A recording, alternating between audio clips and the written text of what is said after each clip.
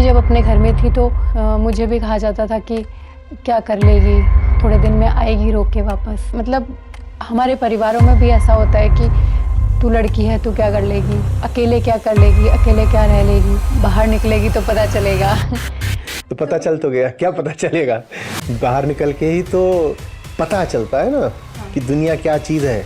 और वो आपको पता नहीं चला और आप जीवन भर घर में सजी बजी गुड़िया बनकर बैठी भी रह गई, तो आपको कुछ पता तो नहीं चला ना। कोई आपसे कहे बाहर निकलेगी तो पता चलेगा, तो कहिए पता ही तो करना है, इसीलिए तो बाहर निकलना है।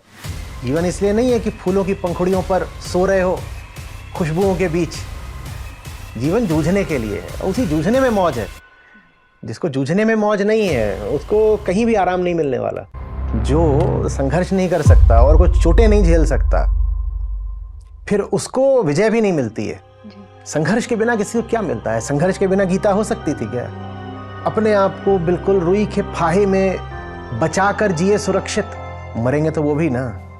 तो जब मरना ही है तो सही जिंदगी जी करके, फौलाद बन करके मरेंगे। जलना ही है तो रुई की तरह क्यों जले, फौलाद की तरह पिघलेंगे, कुछ मजा भी आएगा। कुछ आ रही बात समझ में? आचार्य जी, एक तरफ तो लोग कहते हैं कि दहेज लेना मतलब दहेज देना चाहिए, और देते भी हैं। बड़ी बड़ी शादियों में बहुत दहेज दिया जाता है। मतलब छोटे से छोटे लोग भी होते हैं, वो भी अपने दहेज देते हैं। और एक तरफ जब मैंने एलुमनी लेने से मना किया तो सब लोगों ने मुझे बहुत फोर्स किया कि तुम्हें एलुमनी लेनी चाहिए। लेकिन मैं आपको सुन रही थी तो आपने बताया कि स्वतंत्रता सबसे बड़ी चीज़ है, उसके लिए कभी कोई समझौता नहीं करो। तो मैंने यही बोला कि मैं झाड़ू पोछा कर लूँगी घर जाके, लेकिन मैं उनका 1 रुपया भी नहीं लूँगी। मैं अपने बच्चे को खुद पाल सकती हूँ। तो आप क्या कहना चाहेंगे आचार्य जी इस बारे में? एलिमनी का प्रावधान भी रखा गया था उस स्थिति के लिए जहां पर महिला बिल्कुल ही आश्रित होती है पति पर, ठीक से पढ़ी लिखी भी नहीं होती। तो अगर पति से उसका संबंध विच्छेद हो गया, पति ने उसको छोड़ दिया, तो बिल्कुल सड़क पर आ जाएगी। वो किसी हालत में काबिलियत ही नहीं रखती है कि 1 रुपया भी कमा पाए। एलिमनी उन्हीं महिलाओं के लिए है जो खुद नहीं कुछ कमाती। तो जब रिश्ता टूटता है तो महिला कहीं की नहीं रहती। और यही कारण है कि कई बार बहुत शोषक रिश्ते भी महिला तोड़ नहीं पाती, क्योंकि अगर रिश्ता तोड़ दिया तो कहीं की नहीं रहेगी।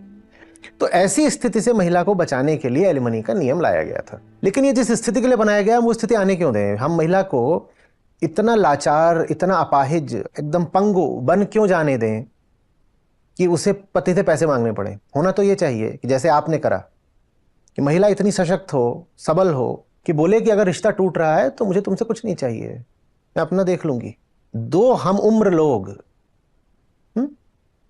एक समान उनकी उम्र है, एक समान उनकी शिक्षा भी होनी चाहिए, एक समान उनकी अक्ल भी होनी चाहिए, एक समान उनका जो वैश्विक एक्सपोजर है वो भी होना चाहिए। दुनिया को जानने समझने की, दुनिया में सफलता से जी पाने की, दोनों की काबिलियत भी एक बराबर होनी चाहिए। तो रिश्ता टूटने पर एक दूसरे को पैसा क्यों दे, ये स्थिति ही नहीं आनी चाहिए। पर यह स्थिति आती है क्योंकि महिला लाचार रहती है।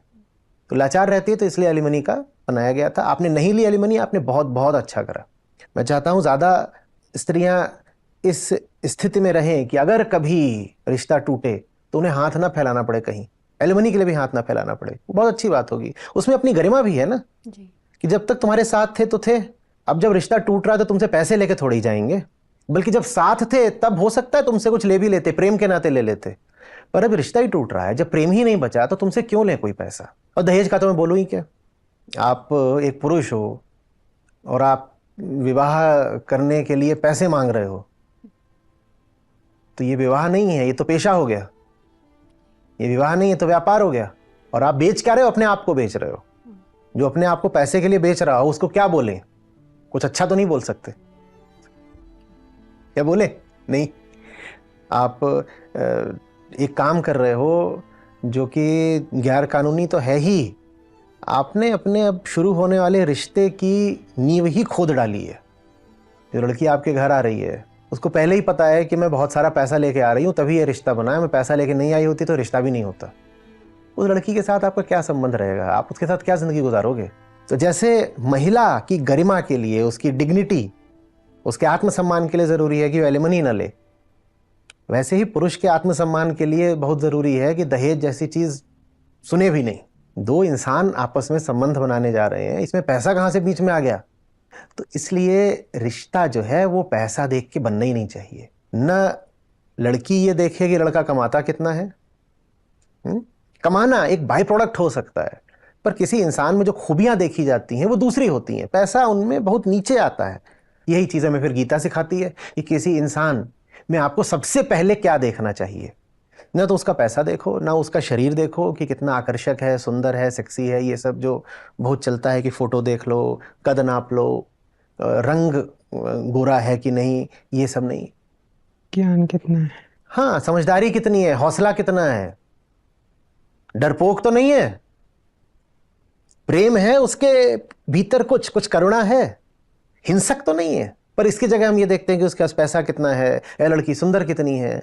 आप ये सब देख के अगर शादी करोगे तो फिर वो शादी दूर तक चलनी भी नहीं है, और अगर दूर तक चलेगी भी तो आप जीवन भर बस उसे ढोओगे।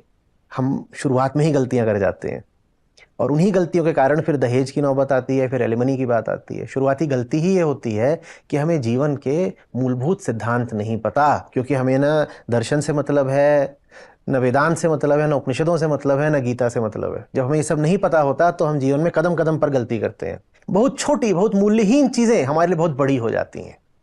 हमने कहा दहेज, एलिमनी, प्रताड़ना, किचकिच। तो इस वृक्ष का एक बड़ा जो फल है वो ये भी है कि बच्चों की जिंदगी बर्बाद होना। क्यों? क्योंकि आपने रिश्ता ही ठीक नहीं बनाया था। फिर लोग कहते हैं अभी हमारे संबंध में ये चल रहा है, खटास है, कड़वाहट है, क्या करें? साहब, बोया पेड़ बबूल का, आम कहां से खाए? तुम्हारे रिश्ते की शुरुआत ही गलत है, अब कैसे ठीक करें? ठीक अभी हो सकता है, लेकिन बड़ी अब मेहनत लगेगी। इससे कहीं बेहतर होता, आसान होता कि तुमने रिश्ते की शुरुआत ही गलत ना करी होती। और रिश्ते की शुरुआत गलत ना हो, इसके लिए गीता चाहिए। लोग सोचते हैं गीता तो 75 के बाद पढ़ेंगे साहब संन्यास लेकर के। नहीं, गीता आपको पढ़नी है जिंदगी के अहम फैसले लेने से पहले। सारे फैसले ले लिए और जिंदगी बर्बाद कर ली, उसके बाद जाकर के गीता पढ़ रहे हो तो अब पछताए होत क्या जब चिड़िया चुग गई खेत। गीता तो पढ़नी चाहिए जवानी में, गीता तो पढ़नी चाहिए इनकी उम्र में, ताकि ये अब जो फैसले लें और रिश्ते बनाएं वो गड़बड़ ना हो जाए। बात समझ रहे हैं? हम कुछ नहीं जानते, हमें कुछ चुनना नहीं आता, हमें घर चुनना नहीं आता, हमें स्कूल कॉलेज चुनने नहीं आते, हमें अपने लिए ठीक से कपड़े चुनने भी नहीं आते, हमें क्या खाना है क्या नहीं खाना है ये चुनना भी नहीं आता। तो हमें अपने लिए पति पत्नी चुनना कहां से आ जाएगा? आप भारत की राजनीति को देखते हैं, आपको लगता है लोगों को नेता चुनना आता है? ऊपर से लेके नीचे तक देखिए, दाएं से बाएं तक देखिए, छोटे स्तर से लेके ऊंचे से ऊंचे स्तर तक देखिए, लोगों को पता है वोट डालना आता है। हमें कुछ चुनना नहीं आता, चुनाव तो हमें आता ही नहीं है, तो फिर हम पति पत्नी भी गलत चुन लेते हैं। हमने देखिए अपने आदर्श रोल मॉडल सेलिब्रिटी कैसे बना रखे हैं, उनको हमने ही चुना है ना, ये मेरा रोल मॉडल होगा। हमें आता है चुनना। कैसे कैसे लोगों को हम पूजने लग जाते हैं, कैसे कैसे लोगों को हम गुरु बना लेते हैं, कैसे कैसे लोगों को हम कह देते हैं आदरणीय, पूज्य, सम्माननीय। हमें कुछ चुनना नहीं आता, तो फिर हम पति भी सही कैसे चुन लेंगे? ये चुनने की कला बड़ी जबरदस्त चीज होती है, और चुनना तभी सही हो पाएगा, चुनाव तभी ठीक हो पाएगा जब चुनाव करने वाला ठीक है। कर्म तभी ठीक हो पाएगा जब कर्ता ठीक है। यही गीता की सीख है। लोग कहते हैं गीता कर्म सिखाती है, नहीं, गीता सिखाती है कर्म तभी ठीक होगा जब कर्ता ठीक है, और कर्ता अगर ठीक है तो कर्म की परवाह करना छोड़ दो। जिस झूठ में आप घिरे हुए हो, जिससे बंधे हुए हो, उसको काट कर। तो यही जीवन का उद्देश्य है, सतत संघर्ष। इसीलिए तो गीता युद्ध के मैदान पर उतरी है, ताकि आपको बताया जा सके कि जीवन है ही इसीलिए कि जूझो,